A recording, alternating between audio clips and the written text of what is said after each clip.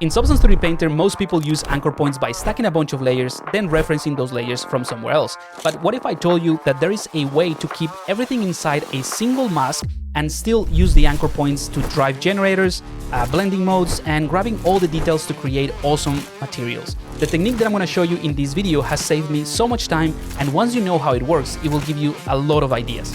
Hey, if you're new around here, my name is Pablo Munoz. I'm a 3D concept artist and educator, and I help artists level up their skills in the world of 3D, all in a way that is fun, clear, and actually doable. So in this video, I'm gonna show you the power of anchor points. We're gonna dive a little bit deeper into how you can set them up, but keeping things, very, very straightforward to create a much more advanced material. And when I say advanced, I just mean that it's not more complicated, it's just that it gives you more control, so you can tweak things and reuse it in other projects. So let's go ahead and jump straight into it.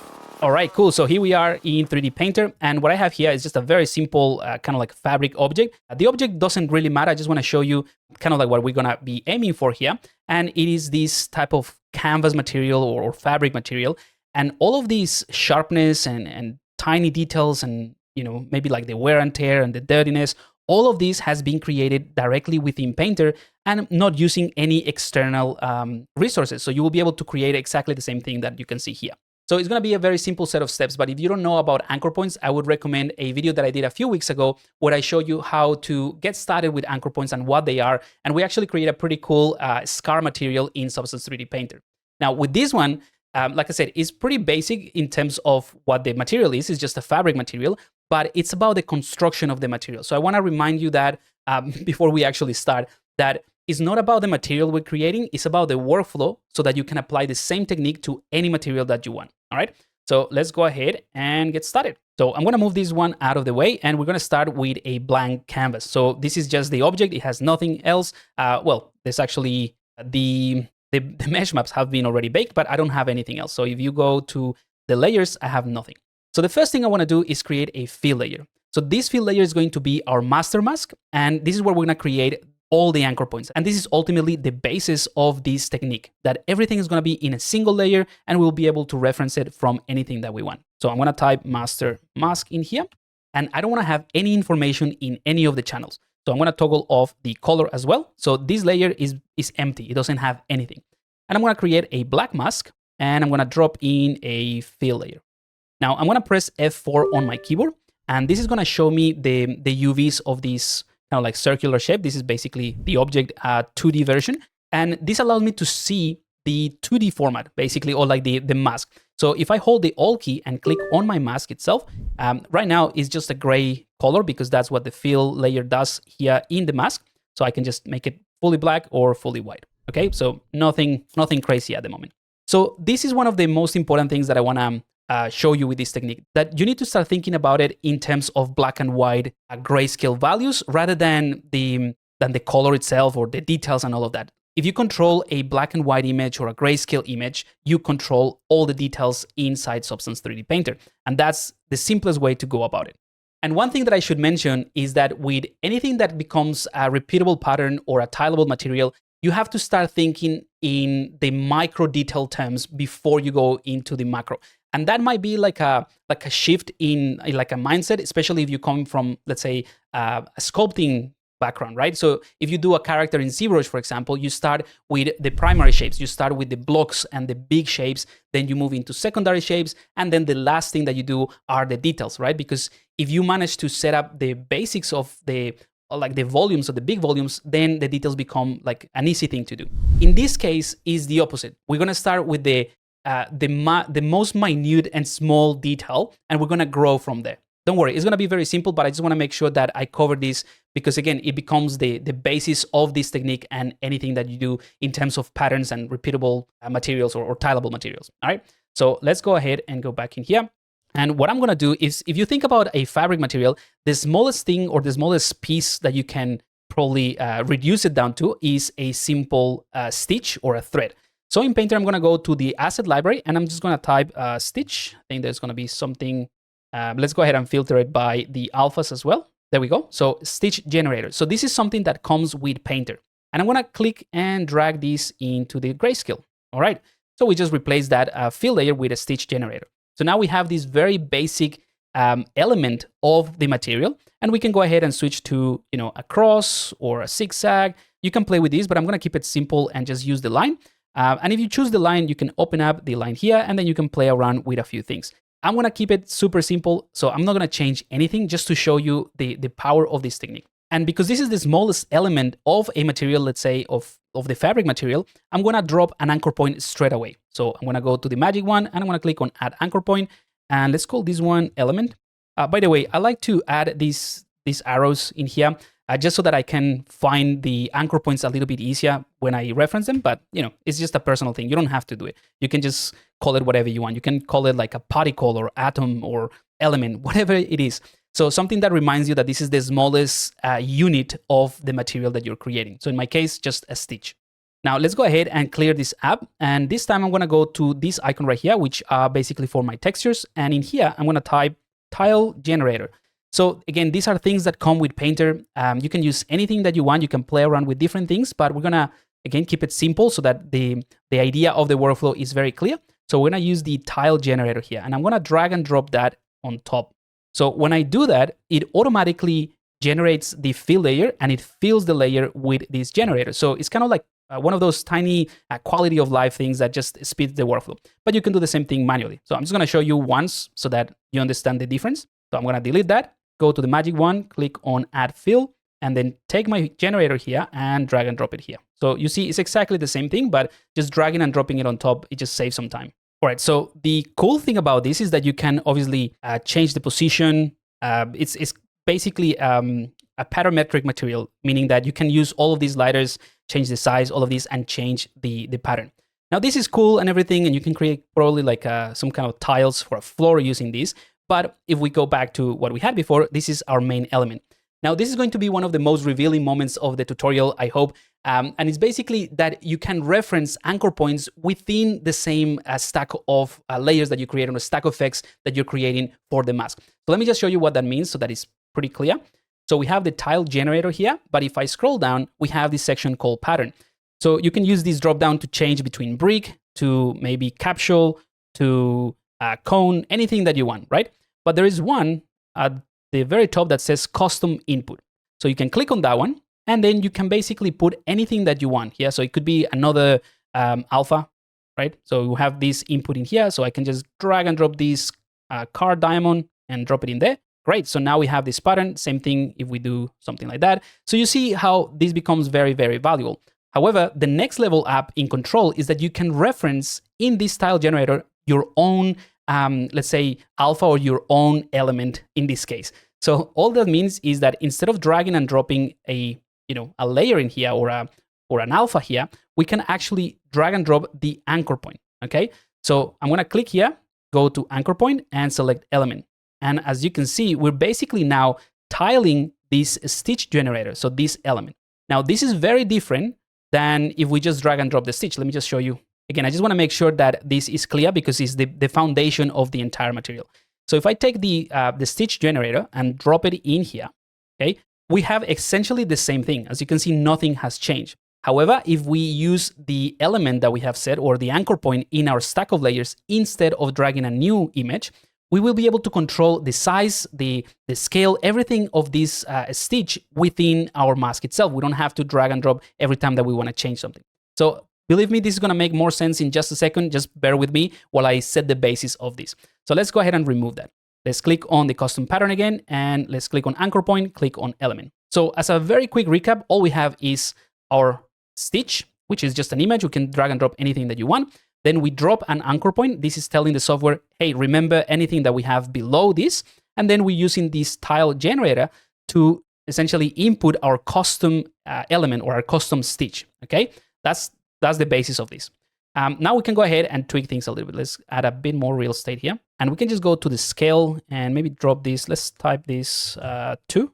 So you see it's a little bit bigger. And I just want to add a little bit of scale randomness, just a tiny bit, so it's not like perfect everywhere. And also let's go to rotation here. And I'm going to add a bit of rotation, maybe 45 degrees. And just so that it's a little bit clear, let's go ahead here at the top. And we're going to keep this very, very simple. This X amount and the Y amount, this is something that was working quite well for the original bricks when we had the bricks here, but we're going to have our custom input. So let's set this to, let's go for 0.5. I usually start there as a starting point in terms of the position. And for the X amount, I'm going to go for maybe 10, and same here, 10 as well. So yeah, I just wanted to be able to see things a little bit clearer. So this X amount is kind of like the tileable parameters of the tile generator. So you can increase that or decrease that. So I think 10 is just a good starting point so that we can actually see the pattern. All right, so hopefully you can see what I'm going with this. I'm gonna go back to the stitch. And if I change something like the scale, for example, you see how everything is changing in real time. And that is because we are referencing this element from the tile generator. This is the whole purpose or the whole idea of what I'm going to show you. So now that I have this pattern, I can take the tile generator here and I can hold Control and D, and that will duplicate exactly the same generator here. And what I'm going to do is change the rotation. So this one, the previous one has around here, it has a 45-degree angle. I'm going to go to this one and I'm going to go to rotation, and I'm going to go for the opposite. So I'm going to rotate this to 135, and that way we have basically the opposite going, right? So the previous one, this is the new one. Now, this is obviously overriding everything that we have at the bottom. But this is the next thing that I want to show you in terms of setting up your mask. You can take these generators and you can, or any effect for that matter, and then you can use blending modes. So in my case, I'm going to switch from normal to something like lighten, or yeah, let's go for lighten. I think this one will be probably the best. But now we're creating these weird patterns. So this is not looking great. Don't worry, we can actually move this around and we can offset it. So from the tile generator 2, we're going to the position, and we can use these global offsets to change it. So I'm going to take this X and I'm going to move it. As you can see, it's kind of like moving 0.05. That's good. And let's go ahead and do the same thing in here. There we go, 0.05. I think this is a really good number. And as you can see, we basically created from that single thread, from that single element or particle or atom of your material, we are moving into the larger scale. So now we have a nice pattern. All right, so these are the basis of this technique. Now, you can totally create an image like this and bring it into Painter and have the same effect. However, because I'm using generators and I'm using the anchor points, I can go back to the absolute first step or first element in this case, which is the stitch, and I can change it again. So I can make it thinner, and you see the whole pattern is changing in real time. So in a way, we are basically creating a customizable pattern or a customizable setup just using anchor points. So how cool is that? Now let's go ahead and move a little bit faster now that you understand the basis of it. So I'm going to drop in a new anchor point here. So I'm going to call this anchor point pattern. So again, just this is a personal thing. I just like to add those lines or these arrows. You can do anything you want. But now I have two anchor points referencing two elements or two sections, or let's say two steps of the process. The pattern is referencing just the tiles, because that's what you can see here. If I toggle off the pattern and the tiles, I have the element that is referencing the smaller bit. All right, so let's turn this on. And I'm gonna actually move back to the 3D version. So I'm gonna press F2, just so that you can see this is pretty big, right? So this is kind of like the next thing that we need to do. We need to adjust the size, but I wanna be able to control exactly how much of that size is going to be visible, or the tileable level. Now, one thing that I should mention though as well is that you come back to the tile generators here, and you can actually change the amount. The thing is that if I go back and change it here, let's say to 22 or whatever, right? It starts to reduce the size, but then I have to do the same thing for this tile generator, and it becomes really messy. And I don't want to do that. I want to automate everything. So let's go ahead and set this back to what it was. So 10 and 10. But fortunately, there is another pattern or another thing or another effect that we can use, which is the transform. So I'm going to go to filters. Let's collapse all this. And I'm going to type transform. And this is a nice filter that all it does is allows you to transform anything that is in your stack of layers or a mask. So I'm going to drag and drop this on top right here.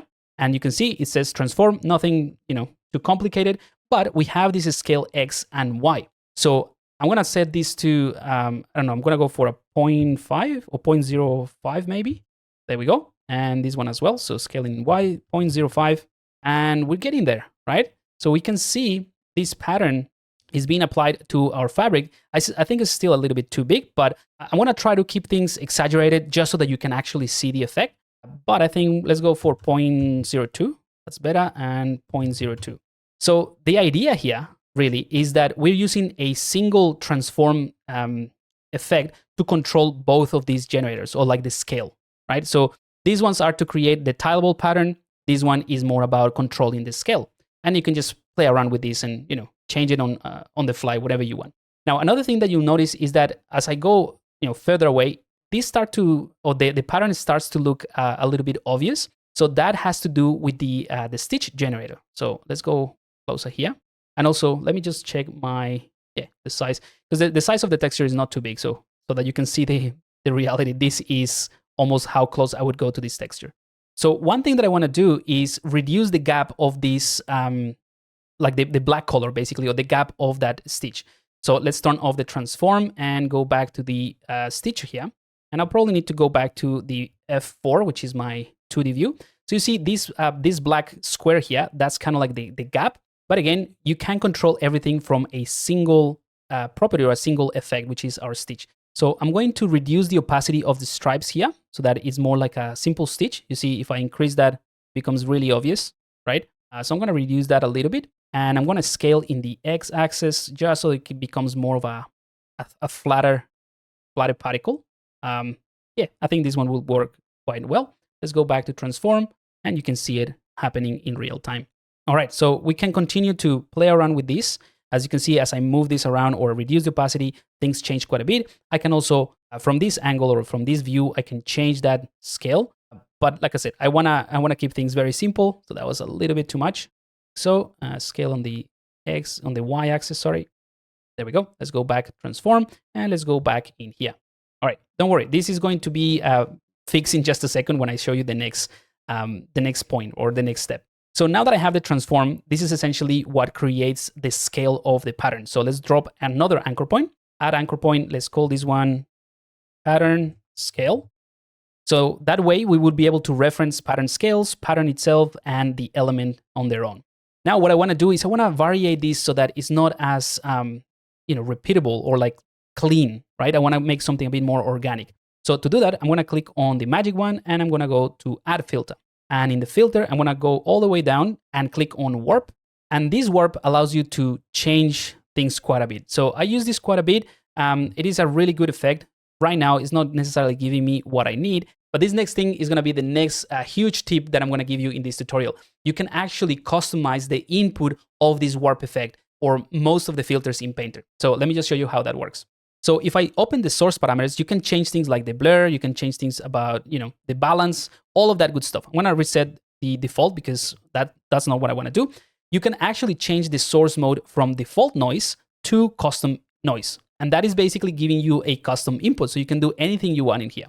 Now I'm going to go ahead and find something in the textures or in the texture. Let's type directional noise. So these ones are pretty good. I'm going to go for directional noise 4. Drag and drop it in there. And just by doing that, a custom noise, if I turn this on and off, you see how much this is changing. So it's giving me something a lot more organic. And of course, we can just go ahead and play with the balance, the contrast, the scale. So I'm going to reduce that a little bit. So you can play around with all of these things. I think for the balance, I'm going to keep it simple at 0.5, just so that it's right in the middle. And the scale, let's just go back to 1. And I don't need to mess with the contrast. So just going to keep things very, very simple. And what we can do instead of messing with the custom input, which is what we were doing with these sliders, is to actually change the parameters of this new input that we have. So I'm going to take the tiling maybe and go for 2.5 or 3. Let's start with those numbers, or 2. That should be okay, or 2.5. Yep, so that makes it a slightly better or like smaller. I'm going to add a tiny bit of blur, just something like that. 0.01 is almost not visible, but it helps. And the biggest change will be given by the intensity itself. So we can play around with that. I'm going to reduce it quite a bit. 0.02 is, yeah, that's good. All right. So before, after, pretty good stuff.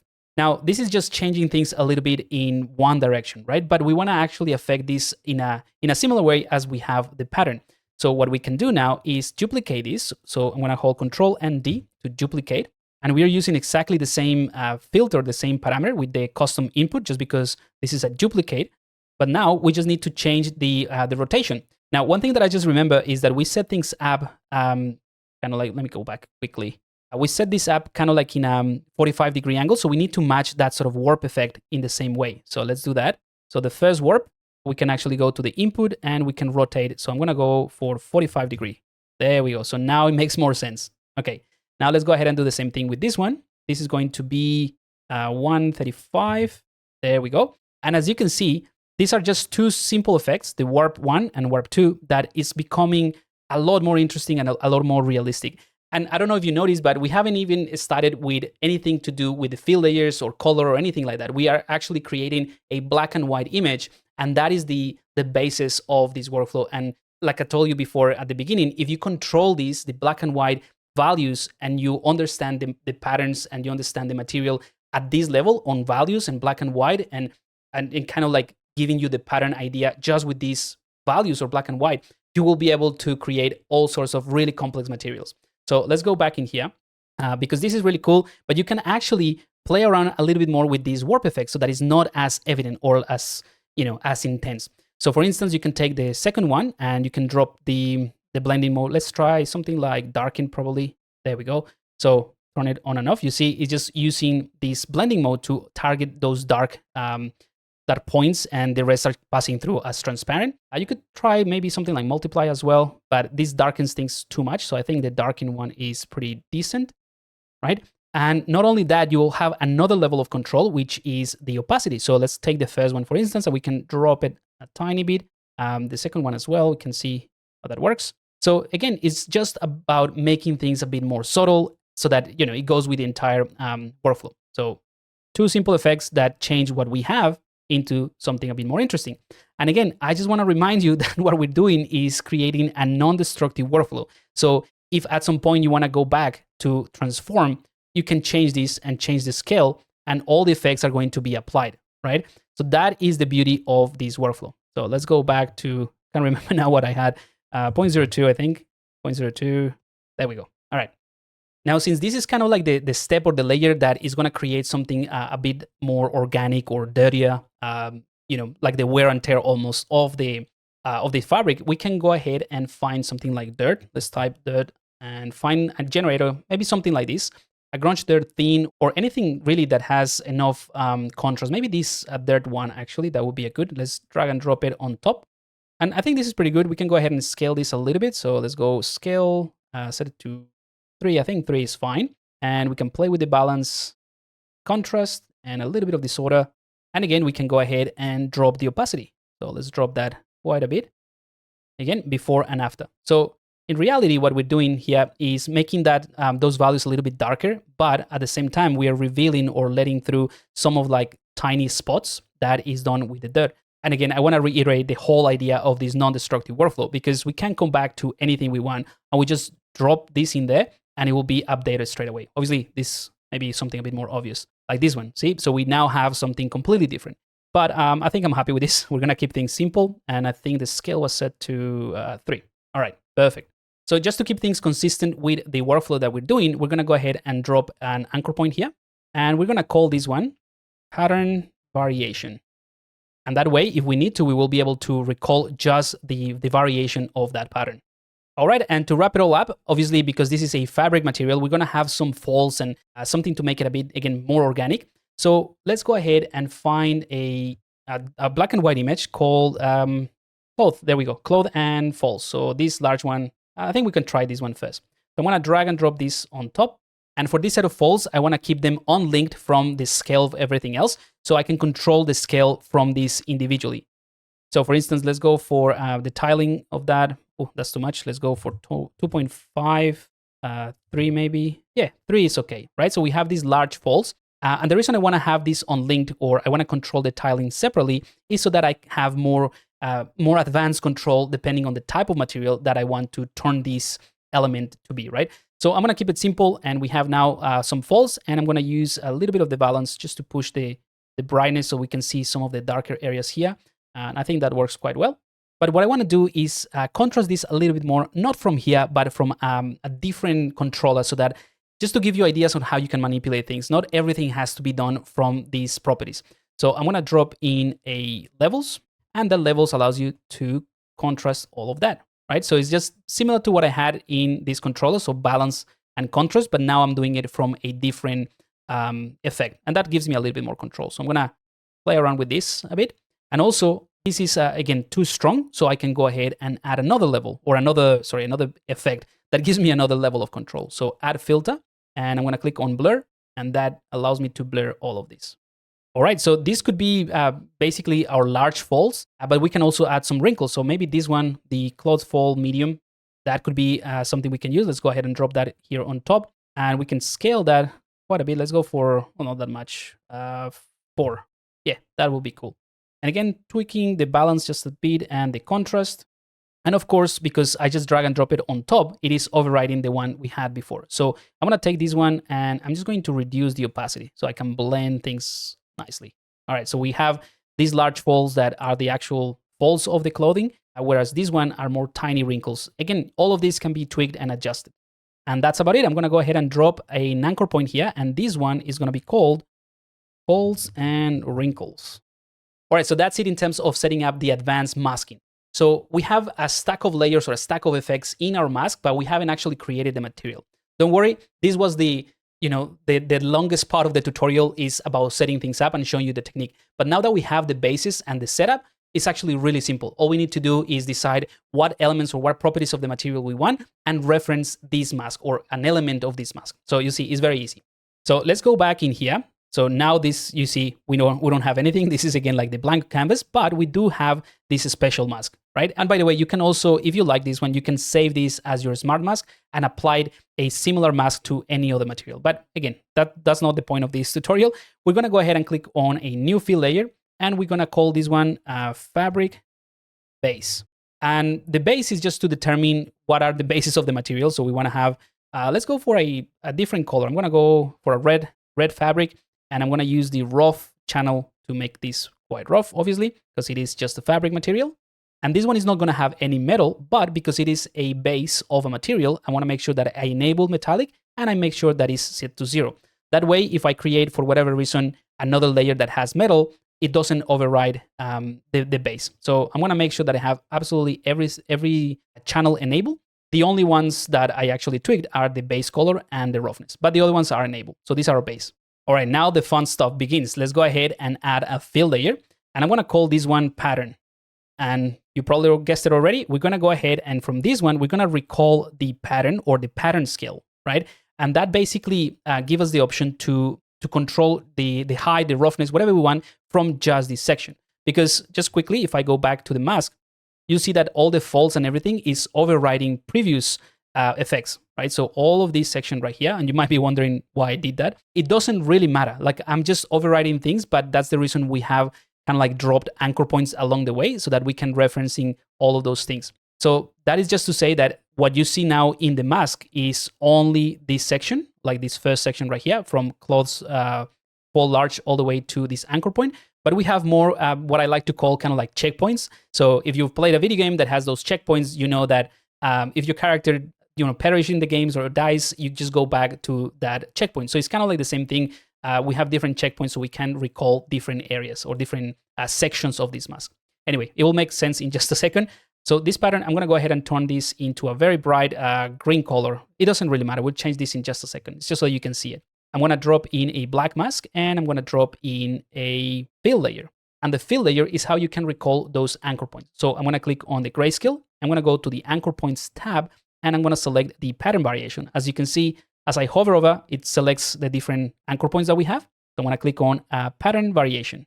Great, so now we can get closer and you see the green color is obviously coming through with that pattern. So that's exactly what I wanted. So now that I show you what this does, let's go ahead and turn off the color for a bit.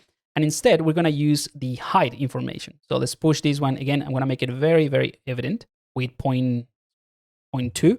So now we have the pattern coming through. And again, all I'm doing is controlling the height information. This is at the moment, it's just a height control.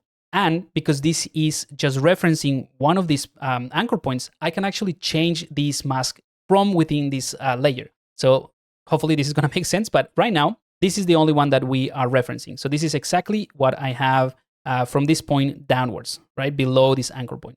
But if I take this one and let's drop in maybe levels, right? So that we can control the contrast of that. And let's see what happens in real time. In fact, let me just go back into the color because I think this is going to show you a little bit better.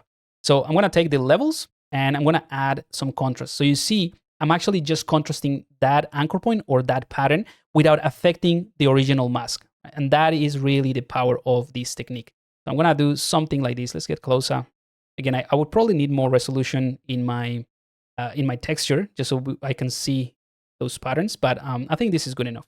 Okay, something like that. Now let's go back to the color. And obviously we want something more along the lines of this red tone.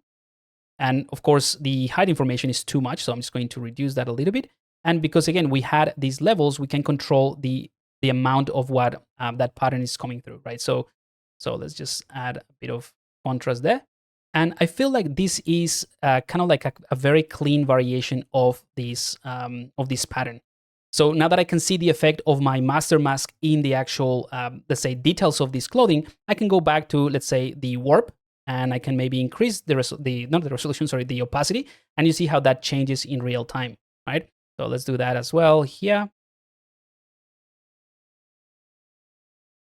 All right, I think that's a little bit better. And we can also go to this layer and we can play with the roughness as well. So we can add a tiny bit of variation in roughness. Again, this is meant to be a clothing or like a fabric material, so there shouldn't be too much reflection, especially if it's like a canvas material. But you know, if you're doing something like a satin material or something like that, you probably has some reflection. But you see, just by changing that, we are targeting a nice set of reflections in there. I'm gonna push this, and let's go ahead and tweak the color a little bit more, maybe something a bit darker. Actually, let's make this one lighter, and the base fabric, let's make that darker so we can see those dark spots coming through. All right, not too bad. And again, this is just 2 layers, right? The whole work has been done in the mask itself. So let's add another fill layer. These are gonna be our folds.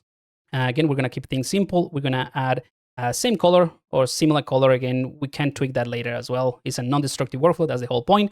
And we're gonna add a black mask. We're gonna add a fill. So I'm repeating the process, and I'm gonna target the folds and wrinkles. So this one right here.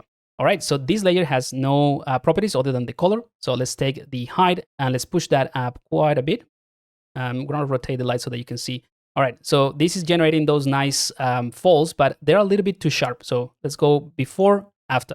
And when it comes to texturing, I keep saying this all the time in any tutorial or anything that you've seen, any training that you've seen that I've done in relation to textures, that it's all about the subtleties. So this is a little bit too strong. So what I can do is, again, because I'm referencing a single mask, I can just go ahead and tweak these, right? So I can add, let's say, a blur, right? And now this blur only affects this pattern. So I'm just going to blur that a little bit. There we go. So before, after. So it's a bit more subtle. And I think the color is too dark. So I'm going to go back to color, and I'm going to play with this a bit more. I'm going to add a bit more of a desaturated, almost like a bleached out areas, just to help with the effect. Maybe a little bit more like orangey tones as well. So all of this is kind of like the fun part for me. Once I have the setup of the mask, doing this is just fun, like just tweaking things to make sure that the material works well. Now, as you can see, this is kind of like the basis of it. I'm going to show you something else that you can do. Again, it's another level of control. Sometimes when you try to explain all of these things, it just becomes like, this is a really complex material. But in reality, if you know the steps and you know how to approach it, it's actually really simple. So the advanced, let's say, label of something is not that it becomes more complex. It's that it requires you to set things up in a different way, or like having more steps so that you have more control. So to me, at least that's how I see things. More advanced stuff is just more control, not because they're more complicated, although it might seem like that. So let's go back, and I'm going to show you something really, really cool. So you can actually reference one of these anchor points and actually subtract, let's say, some area with another anchor point. So let's go ahead and create another one, and we're going to call this one fluffs. I don't know, something like that. And I'm going to drop a black mask. I'm going to drop in fill layer, and here what I'll do is I'm going to reference let's go ahead and maybe reference the pattern scale. So the one that doesn't have any warp or anything. So I'm going to click on anchor point, and I'm going to go for pattern. Cool. Actually, not the pattern itself. We need the pattern scale, this one. All right, so now we just have the clear pattern without any warp deformation. So this is the trick, right? You have this referencing that. So I'm going to actually, so that you have an idea. So I'm going to copy the name of this, and I'm going to paste it in there so that you know that this is referencing this one right here. And I'm going to duplicate that, and I'm going to now select the pattern variation. I just realized that this is not written properly. So pattern variation. So I'm going to take this and I'm going to rename this, and I'm also going to reference that pattern variation. So let's go there. Cool. So all I've done really is I have two anchor points, or two fill layers referencing two anchor points. The first one, which is just the clean pattern, and the second one, that is the pattern variation. Now, if I open both and go into the mask itself of this layer that I call fluff, just because I want to create something bit interesting with this, let's get closer here. I can actually take this pattern variation, which is giving me that warp effect, right? And I can subtract it, or I can do something like, let's try subtract. There we go. So you see, it's just subtracting that pattern. You can also try other things like maybe overlay. To be honest, what I like to do is, in this case, that I'm just exploring what this pattern could do, is play with this blending mode. So I just select it, and with the arrows in my keyboard, I just go down. And I kind of like know what I'm going for or what I'm trying to achieve, but sometimes it's just good to explore different blending modes and contrast. So maybe something like this, right? So this, or yeah, let's try the lighten or anything that creates any type of contrast. So overlay maybe. Let's just try it again. Okay, so linear burn is probably a good one. So I'm gonna go for this, linear burn. So what I'm looking for in this case is to have a reduced amount of the lighter values. And this is exactly what this blending mode is giving me, right? So I'm taking the pattern, and then I'm having this pattern variation basically burning those values. So that is a good thing. Now, the next thing I want to do is probably bring in a warp effect. So I want to click on Add Filter. I'm going to go to Warp, and I'm going to distort this quite a bit. Not that much. Something like this would be okay, right? And again, this is a little bit too much, but we can take that warp effect and we can also play with the blending mode. So let's try darken, right? And that changes things a little bit. Let's try linear burn as well. That's just removing too many of the lighter values. So this one is a good one. This one is the sign addition. So let's go for that one, okay? So you see, just by using the same thing that we have in our master mask, so we're reusing a couple of anchor points, we're just changing the blending mode really and adding a little bit of additional effects. All right, so this one is not too bad. Let's go ahead and click on this one. And these are gonna be the fluffs. As you can see, we're gonna add a bit of height information, so we can push that, and we can add maybe like a lighter tone. That is a little bit too much. So if you're finding that maybe this layer is adding too much dirtiness, you can tweak things with the mask. But what I realize is that is the actual pattern that is a bit too strong. So I'm gonna reduce it. I was trying to keep things really intense so that you can really see the effect. But at the end of the day, this is one of the things that I like to do. I like to push things and then reduce the intensity. All right, so that is getting there. Now, to wrap up, what we can do is add another layer, and this will be something that has little to do with the mask or the master mask that we created, but is going to help us unify this material. So I'm going to drop in a layer that has maybe just a darker gray color. I'm going to go to the black mask, and I'm going to drop in a generator here. And I'm going to target something like dirt. That's it. This is something that comes with Painter, very simple. And all I'm going to do is I'm going to play with the dirt level and the contrast. I'm going to reduce that. So if you think about it, it's kind of like a fabric that has collected some dust and dirt. Obviously, this is a little bit too much. So let's reduce that a bit, and also the opacity. So very, very simple things to do, keeping things very, very subtle, right? So you see how this layer adds a little bit of contrast in here and makes things duller. And the absolute final thing that I could do just to improve this a bit more and have, again, total control of this layer or this material really in any other project is to drop in a few effects. So let's go to the effects panel here, and I'm going to type sharpness, and I'm going to drag and drop it in there. All right, so as soon as I do that, you see how it sharpens everything up, and it's kind of like revealing these fluffs a bit too much. So you see the sharpness is kind of like making this very, very bright. I'm going to take this, and by the way, this is kind of like a technique that I like to use to check on any effect that I have below the sharpness. So I'm going to reduce that a little bit and go back to the sharpen and reduce that as well. So just a tiny bit to sharpen those details. And you can repeat the same process with anything that you want. You can just maybe, let's go for warp. So add another warp effect just on top here, and that basically warps the entire material with all the properties. Of course, this is way too much. So let's reduce that intensity, and I'm going to reduce the opacity as well. So making things really, really, really subtle. 0.01. There we go. There's a little bit of organic material in there, so something a bit less perfect, which is what I like. And of course, we can also go for HSL in the filters, which is the HSL perceptive or hue, saturation, lightness, which I'm going to drop in here as well. And this allows you to control the color of the material. So we can go maybe for that original blue fabric that I showed you at the beginning. We can desaturate a bit, make it a bit darker. So, and we can also drop in maybe some levels in here. So let's drop in some levels, and we are targeting the color, so we can contrast just the color. And this is just like you would play with levels in Photoshop, for example, right? Let's go back to HSL perceptive, reduce the saturation a little bit. And this is just a completely unrelated tip. Like if you want to go for more realistic textures, try to stay away from overly saturated colors, which is what I tend to do because I like them. But yeah, so if we desaturate this, that will be quite nice.